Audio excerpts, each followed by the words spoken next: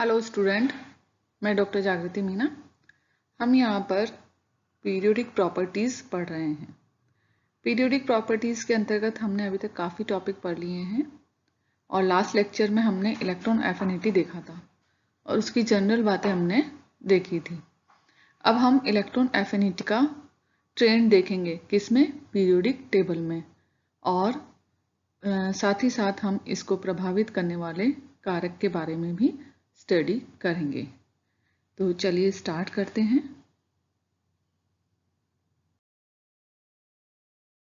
Electron बंधुता क्या होती है, ये मैंने आपको पिछले लेक्चर में बताया था कि किसी भी परमाणु में इलेक्ट्रॉन को जोड़ने पर जो ऊर्जा मुक्त होती है उसे हम इलेक्ट्रॉन बंधुता कहते हैं। अब इलेक्ट्रॉन बंधुता को प्रभावित करने वाले कारक के बारे में पढ़ेंगे। Factor affecting electron affinity. इसका जो पहला कारक है वो है प्रभावी नाभिकीय आवेश, इफेक्टिव न्यूक्लियर चार्ज। किसी परमाणु में नाभिकीय आवेश जितना अधिक होगा तो उस परमाणु के बाह्यतम कोश के इलेक्ट्रॉन और सेंटर में उपस्थित न्यूक्लियस के बीच में अट्रैक्शन अधिक होगा। अब जब नाभिक और इलेक्ट्रॉन के बीच में अट्रैक्शन अधिक होगा तो अधिक ऊर्जा मुक्त होगी और इलेक्ट्रॉन बंधुता का मान भी अधिक होगा। यहाँ पर इस डायग्राम में इलेक्ट्रॉन बंधुता और परमाणु संख्या को दर्शाया गया है। ये देखिए, इधर है इलेक्ट्रॉन एफिनिटी और इधर है एटॉमिक नंबर। यहाँ पर हम देख रहे हैं कि हाइड्रोजन जो है उसकी इलेक्ट्रॉन एफिनिटी कम होती है, फिर उसके बाद में हीलियम की इलेक्ट्रॉन एफिनिटी बढ़ जाती है, लिथियम की वापस कम होती है और बेरिलियम की बढ़ जाती है। तो इस तरह से नाभिकीय आवेश अधिक होने पर इलेक्ट्रॉन एफिनिटी का मान अधिक होगा। नेक्स्ट फैक्टर है परमाणुवीय आकार, साइज ऑफ एटम। एटम की साइज पर भी इलेक्ट्रॉन एफिनिटी डिपेंड करती है। परमाणुवीय आकार जितना बड़ा होगा, संयोजकता कक्ष की नाभिक से दूरी उतनी ही अधिक होगी। क्यों? क्योंकि परमाणु आकार बढ़ने पर जो कोश है वो भी बढ़ते जाएंगे और जो नया इलेक्ट्रॉन है वो नए कोश में आएगा। अब परमाणु का आकार बड़ा होने पर नाभिक और इलेक्ट्रॉन के बीच की दूरी ज़्यादा हो जाएगी और दूरी ज़्यादा हो जाएगी तो क्या होगा? नाभिक और बाह्यतम कोश के जो इलेक्ट्रॉन हैं उनमें अट्रैक्शन कम होगा। वो उतना अट्रैक्ट नहीं कर पाएंगे जितना कि अंदर वाले कोश के इलेक्ट्रॉन के साथ में नाभिक का अट्रैक्शन होता है। अट्रैक्शन कम होने के कारण कम ऊर्जा मुक्त होगी और कम ऊर्जा मुक्त होगी, इसका मतलब ये होगा कि इलेक्ट्रॉन एफिनिटी की वैल्यू भी कम होगी। तो ये बात क्लियर है कि साइज बढ़ेगा तो अट्रैक्शन कम होगा, किसके बीच में? इलेक्ट्रॉन और नाभिक के बीच में। और अट्रैक्शन कम होगा तो कम ऊर्जा मुक्त होगी और कम ऊर्जा मुक्त होगी तो इलेक्ट्रॉन एफिनिटी की वैल्यू भी कम होगी। तीसरा जो कारक है वो है उपकक्षों की दीर्घवृत्तता। उपकक्ष यानी कि SPDF, ये किस तरह से जो हैं जुड़े हुए होते हैं नाभिक के साथ में। उपकक्ष नाभिक के जितना निकट होगा, इलेक्ट्रॉन उस उपकक्ष में उतनी ही सुगमता से जुड़ेगा। अब उपकक्ष का मतलब है जो कक्षक हैं SPDF, तो हमने आपको बताया था पहले भी कि जो S ऑर्बिटल होता है वो नाभिक के ज़्यादा नज़दीक होता है और हम ये बात यहाँ पे कह रहे हैं कि जो कक्षक नाभिक के जितना निकट होगा तो उस कक्षक में इलेक्ट्रॉन आसानी से जुड़ जाएगा, तो उस कक्षक के लिए इलेक्ट्रॉन बंधुता का मान ज़्यादा होगा। तो यहाँ पर देखिए SPDF, इनके लिए इलेक्ट्रॉन एफिनिटी दिखाई गई है, जुड़ने वाले इलेक्ट्रॉन। तो S जो है वो नाभिक के सबसे अधिक निकट होता है, उसके बाद में P थोड़ा दूर होता है, D और भी दूर होता है और F जो है वो नाभिक से अधिक दूरी पर होता है। तो जो सबसे निकट होगा उसमें आसानी से इलेक्ट्रॉन जुड़ जाएगा। चौथा कारक है इलेक्ट्रॉनिक विन्यास, इलेक्ट्रॉनिक कॉन्फ़िगरेशन। अब हमें पता है कि जो हाफ फील्ड ऑर्बिटल होते हैं और फुल फील्ड ऑर्बिटल होते हैं उनकी स्टेबिलिटी ज़्यादा होती है। अगर उसमें एक और इलेक्ट्रॉन जोड़ा जाए तो स्टेबिलिटी पर असर पड़ेगा और स्टेबिलिटी क्या होगी? कम हो जाएगी। और ऊर्जा की दृष्टि से ये अनुकूल भी नहीं है। तो जब हाफ फील्ड ऑर्बिटल होंगे और फुल फील्ड ऑर्बिटल प्रेजेंट होंगे तो इलेक्ट्रॉन एफिनिटी का मान कम होगा, क्योंकि उन हाफ फील्ड और फुल फील्ड ऑर्बिटल में इलेक्ट्रॉन जब जुड़ेगा तो कम ऊर्जा मुक्त होगी, इसीलिए इलेक्ट्रॉन एफिनिटी की वैल्यू भी कम होगी। जैसे यहाँ पर एक एग्जाम्पल दिया हुआ है कार्बन के लिए इलेक्ट्रॉन एफिनिटी और नाइट्रोजन के लिए इलेक्ट्रॉन एफिनिटी। अब यहाँ पर हम देखें तो कार्बन का इलेक्ट्रॉनिक कॉन्फ़िगरेशन क्या है, 1s2 2s2 2p2। यहाँ p में कितने इलेक्ट्रॉन हैं, 2 इलेक्ट्रॉन हैं।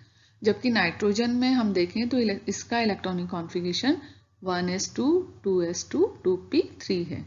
2p3 का मतलब है ये जो p ऑर्बिटल है वो हाफ फील्ड है, इट मीन्स ये स्टेबल है। अब इसमें एक और इलेक्ट्रॉन अगर जोड़ा जाए तो कम ऊर्जा मुक्त होगी, इसीलिए जो नाइट्रोजन है उसकी इलेक्ट्रॉन एफिनिटी की वैल्यू कम होती है, जबकि कार्बन की ज़्यादा होती है, क्योंकि यहाँ पर 2p में एक इलेक्ट्रॉन और जोड़ा जा सकता है और जोड़ने पर ऊर्जा अधिक मुक्त होगी, इसीलिए कार्बन की इलेक्ट्रॉन एफिनिटी जो है वो ज़्यादा होती है। कार्बन में अपूर्ण p कक्षक आसानी से इलेक्ट्रॉन ग्रहण करके अर्धपूर्ण विन्यास में बदल जाएंगे। अर्धपूर्ण विन्यास में बदलना वो ज़्यादा पसंद करेंगे, क्योंकि जो हाफ फील्ड इलेक्ट्रॉनिक कॉन्फ़िगरेशन होता है वो ज़्यादा स्टेबल होता है और कोई भी एटम जो होता है वो स्टेबिलिटी को पाना चाहता है। वहीं पर नाइट्रोजन के लिए चूंकि अर्धपूर्ण विन्यास है, ठीक है, अभी हमने देखा यहाँ पे कि नाइट्रोजन के लिए जो p ऑर्बिटल है वो हाफ फील्ड है, आधा भरा हुआ है, इट मीन्स ये स्टेबल है। इसमें एक और इलेक्ट्रॉन लेना अनुकूल नहीं होगा। अगर एक और इलेक्ट्रॉन ये लेगा तो क्या होगा, इसकी स्टेबिलिटी नष्ट हो जाएगी, ये स्टेबल नहीं हो पाएगा।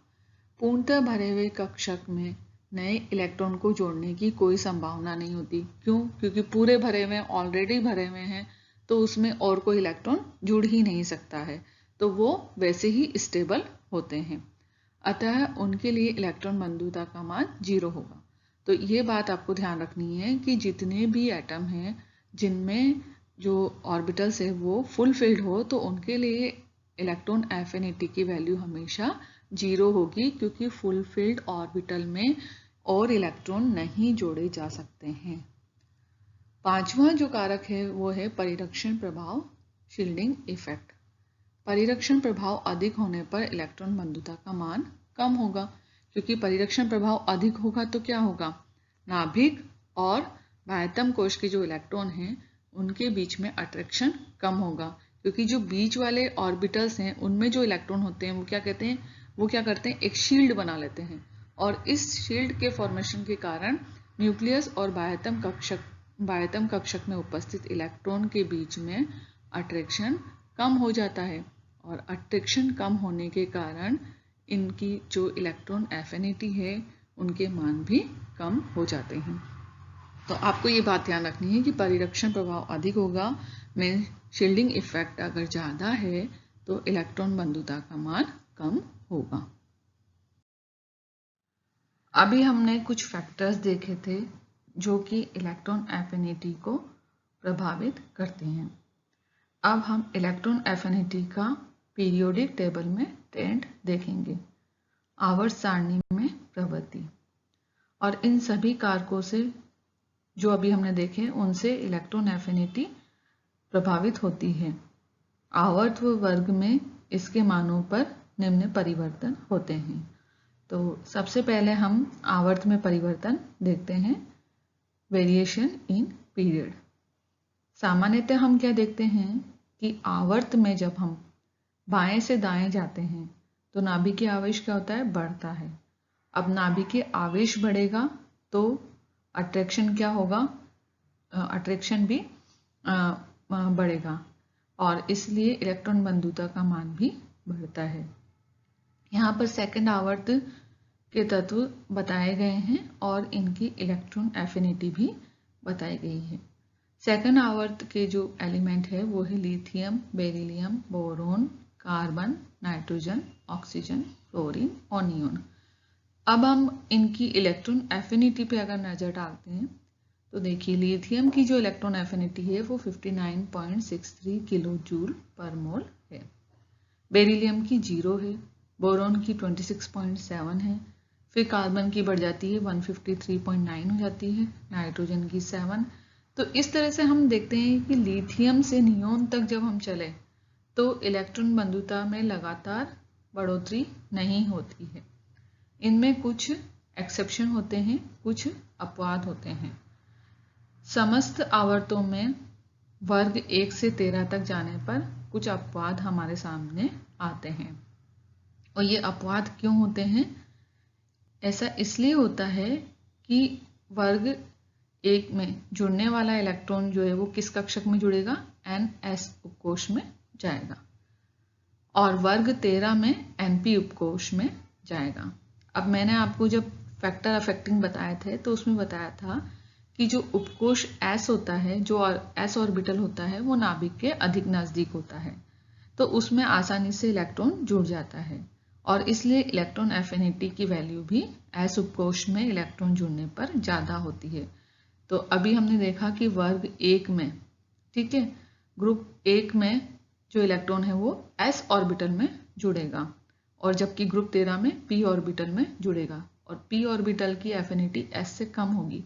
क्यों? क्योंकि P ऑर्बिटल जो है वो नाभिक से थोड़ा दूर होता है। अब यहाँ पर देखिए ये बात लिखी हुई है कि जो NS उपकक्षक होता है, NS उपकक्षक, वो नाभिक के अधिक निकट होता है।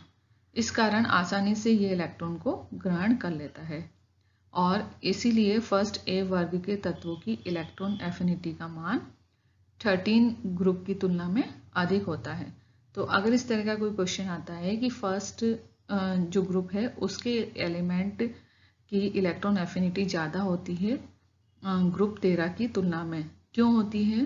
तो आपको यही बताना है कि वर्ग फर्स्ट के जो एलिमेंट हैं उनमें इलेक्ट्रॉन S ऑर्बिटल में जाता है, और S ऑर्बिटल नाभिक के अधिक नज़दीक होता है, और इस कारण इस ऑर्बिटल में आसानी से इलेक्ट्रॉन जुड़ जाता है, या ये ऑर्बिटल आसानी से इलेक्ट्रॉन ग्रहण कर लेता है।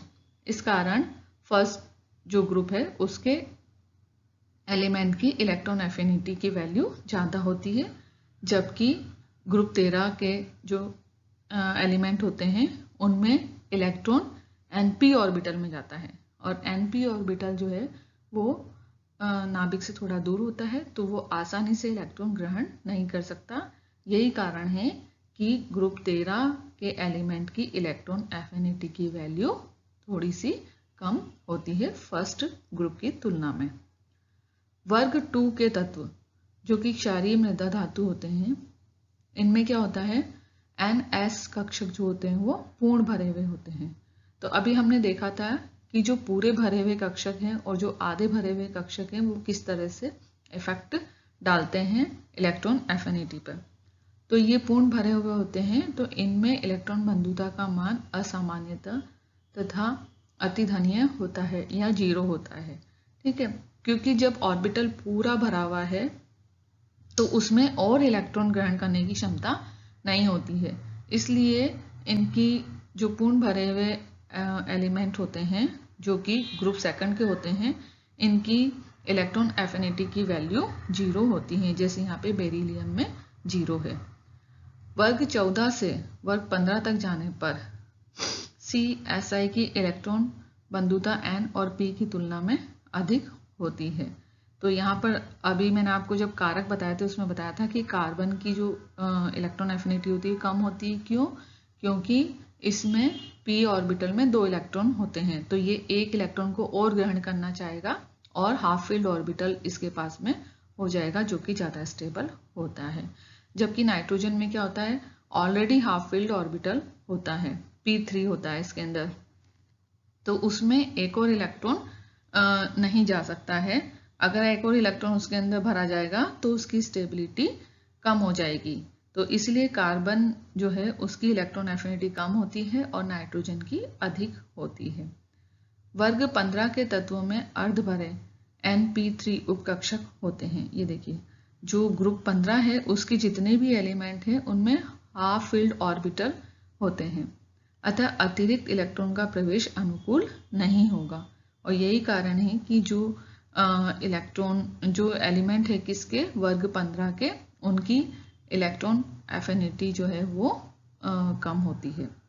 वहीं वर्ग 14 के तत्वों में अपूर्ण कक्षक Np2 ठीक है होते हैं और वह स्थायी विन्यास प्राप्त करना चाहते हैं, और स्थायी विन्यास प्राप्त करने के लिए ये इसमें इलेक्ट्रॉन ग्रहण करने की क्षमता होती है और इसीलिए इनकी इलेक्ट्रॉन एफिनिटी ज़्यादा होती है।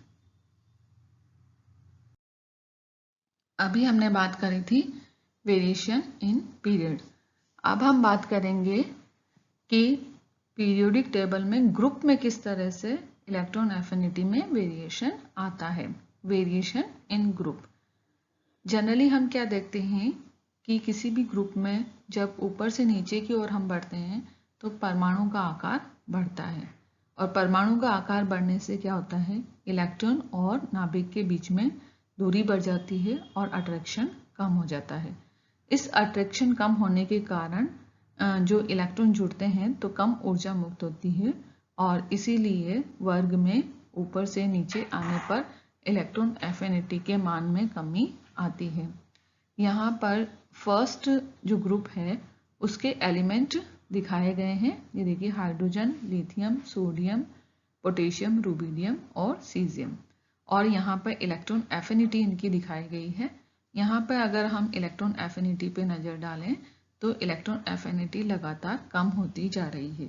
क्यों? क्योंकि इनके जो साइज हैं परमाणु के वो बढ़ते जा रहे हैं, और साइज बढ़ने से नाभिक और इलेक्ट्रॉन के मध्य आकर्षण कम होता जा रहा है।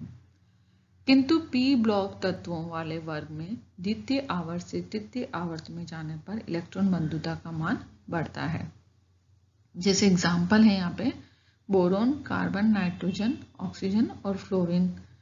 इनकी जो प्रथम इलेक्ट्रॉन बंधुता है EA1 जिसे हम डिनोट करते हैं, या EA1 से जिसे हम शो करते हैं।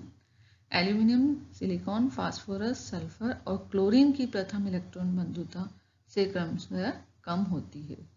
इस अनियमितता को द्वितीय आवर्त के तत्वों के छोटे आकार के आधार पर समझा जा सकता है।